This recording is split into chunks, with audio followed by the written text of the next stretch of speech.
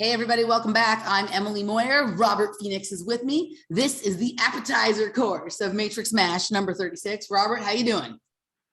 Well, Emily, I'm just doing a river dance on the edge of the apocalypse right now, like everybody else. Well, I see that you're hanging out with beautiful women, but more importantly, Robert, what's the best thing you've eaten since last I talked to you? Oh, what's the best thing I've eaten? You know, we had a dinner here. Well, I've had some good meals. Went to Otto's. Yeah, And I want to go there so bad. we talked about this. I had the duck schnitzel at Otto's, which was really, really good. Yeah. And of course, had it with the guests. Speaking of guests, I have some more interesting details to add to the mystery surrounding Claire Guest. okay. So that was really good. I have to admit, that was really good. And then on Friday night, we had some friends over, people that you've met, and I smoked some ribs overnight, and then I got this bug up my ass to make gluten-free macaroni and cheese. Yeah. So I did that, and I used about 4 different cheeses and some hatch chilies, and then I got some pork rinds, some kind of pepper lime pork rinds, and I crumbled it on top. And that was really good. That was good. So that meal, and then we had, and Joan made a spectacular blueberry pie. So it was great. It was a good meal. So I think those two meals, Otto's, the duck schnitzel, and the Friday night cookout here last week. And Jasper has made his cameo early on in the show. He's gonna leave his DNA all over me. Yeah. By the time we're done. Yeah. Jasper, just so you know, you got raves on our new template for the show that you're included in. So he's living up to his billing here. So that's awesome. So should we start with the mystery surrounding Claire Guest, or should I tell you the best meal that I've had since the last? So does Claire know about this? Should we talk about Claire in this way? All right. Well, Claire, we're going to talk about you, and I'm going to have to out Robert a little bit to talk about this. So Robert called me the other night after he'd had a lovely dinner with you guys, and he says to me, Emily, I don't know why, but sometimes I want to call Claire Ruth. I don't know why. She knows this too, by the way. We've talked about this before. I've called her Ruth before, and I've brought it up with her. Okay, so this is I'm not outing you as confused. No, I've called her Ruth, like either in person or during, like, I've had a couple readings with her. I've done readings with her. Right. And so I know I've called her Ruth at least 2 or 3 times, and she knows that. All right. Well, so he called me and he told me, and he was telling me about this. And I said, I laughed. And I said, that's funny because Claire reminds me of my mother, and my mother's name is Ruth, right? Like, I have met very few people in my life that remind me of my mother, but certainly never have I met anybody that is like from my alternative media online world that in any way resembles my mother. And but there's something about Claire's sort of mannerisms and energy and just something about her being that does remind me of my mom. And I've kind of always thought that, right? So it's fascinating that my mom's name is the same name you want to call her. But today, as I was laying in the chair having a oddly almost psychedelic experience at Joan's office, I'll explain later, it's not because of gas. I don't like the gas, so I don't take it. I added some beads to the string of the glass bead game, around this issue. And remember that my middle name is Claire, Robert, right? So she reminds you of my mother named Ruth. Right? She reminds me of my mother named Ruth, and you confuse her with that. My middle name is Claire, and my mother happens to be from Sacramento, which is where they live. Yeah, it's interesting. It's a very interesting kind of macrame there of experience. Right? Yeah. Yeah, it's like this is what's fun about the glass beading, right? Like the Indra's net of jewels, where in each bead you can see the reflection of all the other beads, right? And so it's kind of. Where's Laura going? To get her jacket. Okay, is it cold there? Well, she would say it's cold, and I would say she's cold. because I think it's warm. Oh, that's an interesting reality check. Yeah, I'm always, and when I think it's hot, she'd say, no, you're hot. And she'd say, it's cold in here. You're just hot. So, yeah. So she often puts on a jacket when we sit down to do shows, right? Right. In the office or whatever. I definitely run a little warmer than she does. I run warmer than most people do. So are you like Kathleen Turner in Body Heat? I don't know that I don't think I've seen Body Heat. You've never seen Body Heat? I don't think so. I've seen another movie that has almost the same name, but I know she's not in it. Not yet. I don't think It's actually a really good movie. Lawrence Kasdan directed it, and it's with William Hurt, who, here we go for playing the Glass Bead Gang, which is a friend of Jones. And of course, played John Lilly in Altered States. Oh yeah. And was also in Dark City, right? There we go. Right. Okay. So I'll have to look at his Wikipedia and see if he has the same kind of coded career as like Rufus Sewell, who was also in Dark City, right? Like when you look at there's a lot of actors like this, certainly not all of them. There's a lot and in different ways, but when you look at some of these people's Wikipedia pages and start to look at like the various roles that they've played and the names of the characters they've played and the titles of the movies they've been in, you start to notice certain recurring themes, right? Even though the movies may be about totally different things and whatnot, you then start to look at their career choices over the course of their career as a movie in and of itself. You start to understand the story that they're telling, right? And I actually think that there is, I don't want to say the elites because that implies that there's just one, right? Like one group of elites. I think there's many things going on here, but I do think that there's a group that actually uses Wikipedia as a place to drop information and, traffic it across a public site, but only for people who understand how to, let's say, read the map, right? Or learn to code. Yeah, there are definitely threads and sorts of pieces you can pick up in Wikipedia. A lot of people think Wikipedia is useless. I think it's useless for what they claim it is. Yeah. I think for the purpose that I'm using it, it's actually highly insightful. Well, I have found great stuff on Wikipedia. Yeah. Really strangely bizarre stuff too. Yeah.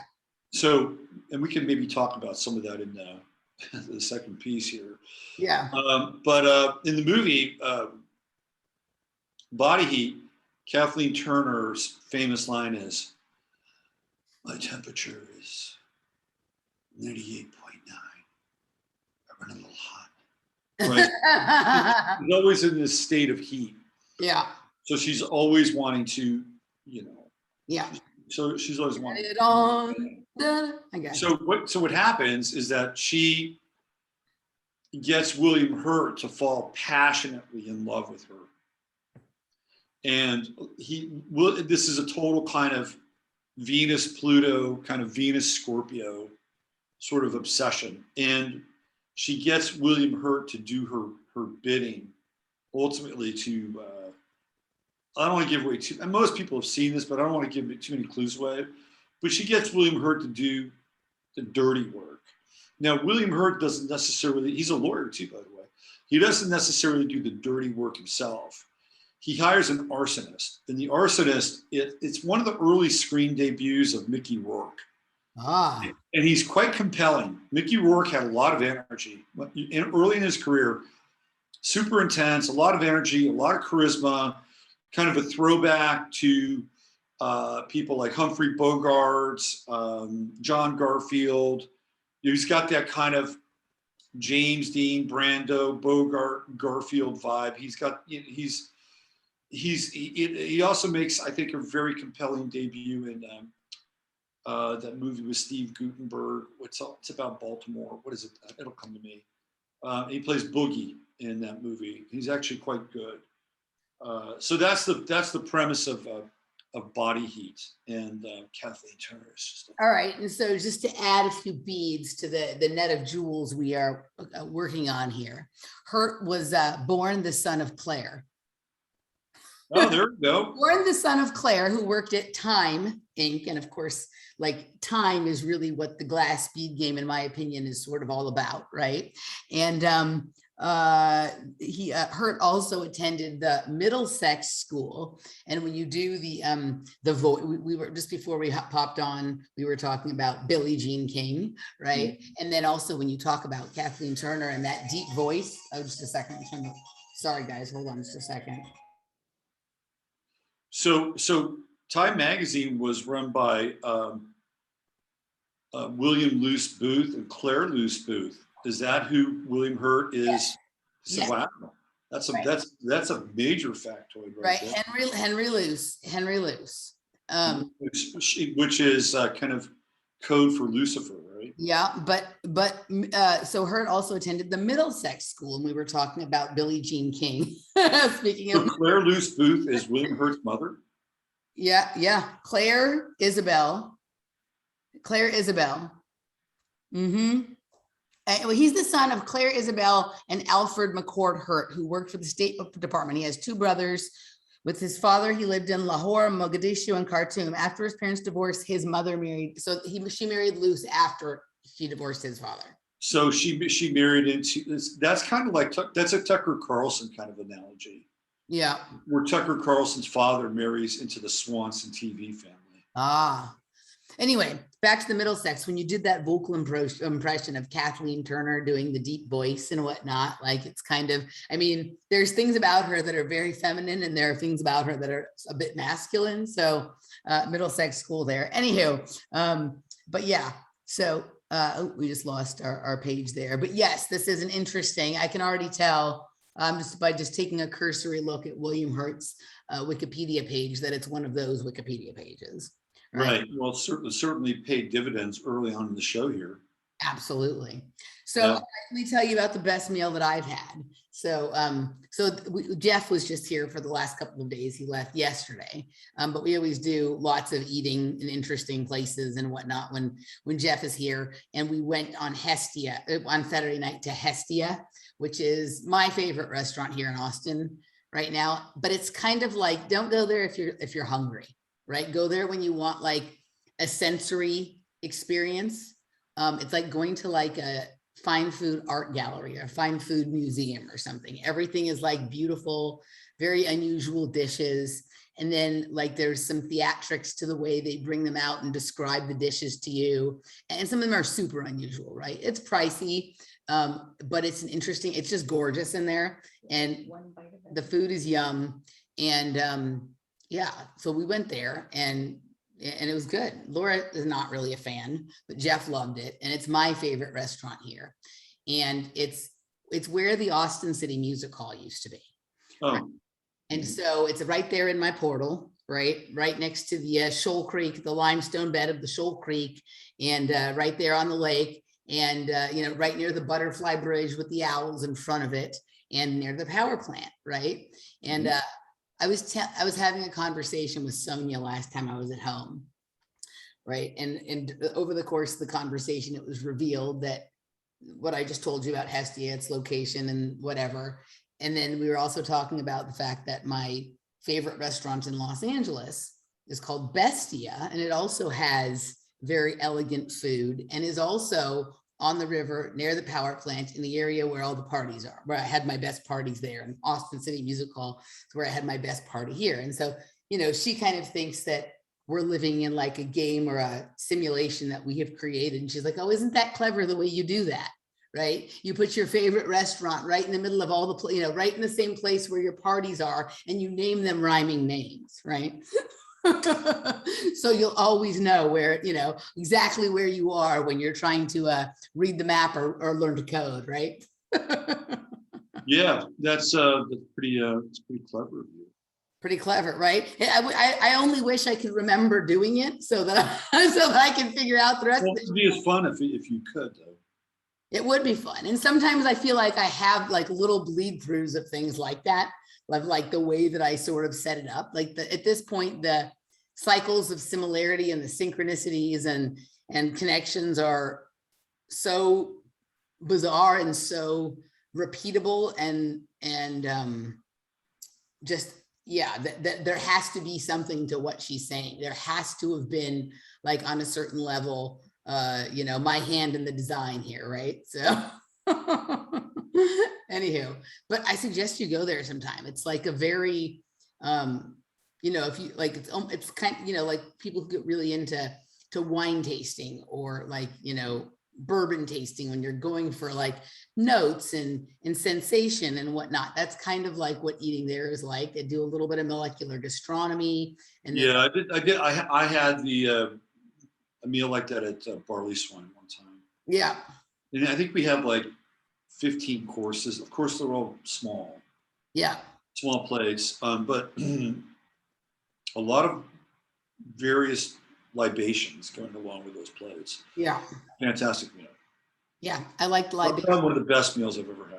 We looked at going to Barley Swine for this weekend. It's they only do that tasting menu though, right? And not, and I don't know. I like to do a tasting menu. Not everybody likes to dine that way, right? So we elected not to go there, though. Well, if you have a couple $100 to blow, Yeah, you know, on yourself for one night, I mean, that's what it's going to come out to. take yourself out on a date. But it'll be memorable though. I mean, We'll go at some point. Yeah, we'll go. So anywho, well, all right. Well, then that concludes the gossip and appetizer portion of the meal this evening. And we're going to move to another restaurant for the main course. So the link will be down below and we will see you guys over there. Please join us.